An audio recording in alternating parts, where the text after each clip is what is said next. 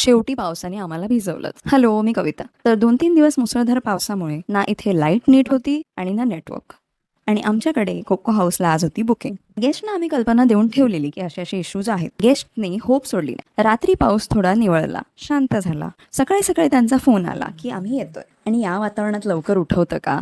आम्ही आरामात उठलो. मग ते येणार म्हणून प्रॉपर्टी रेडी केली. वाडी पूर्ण खराब झालेली, ब्रिटिश बाहेरनी ती साफ केली. आणि मग लाईटच नाही, त्यामुळे कंटाळलो. मम्मीने सगळं जेवण करून ठेवलेलं. जेवलो, निघालो हेरिटेजला जायला. वातावरण इतकं छान होतं ना. आणि माझ्या तर आज लक्षात आलं की घरून बाहेर पडल्या किती तलाव आहे तिथे. किती छान वाटत होतं माहितीये. हे वातावरण, गार वारा, ऊन नाही, एकदम मस्त. आणि जाता जाता मला इच्छा झाली आईस्क्रीम खायची. तर मी म्हटलं आता छान आईस्क्रीम खाते. आणि आईस्क्रीम खोललं तर काय, आईस्क्रीम विरघळलेलं.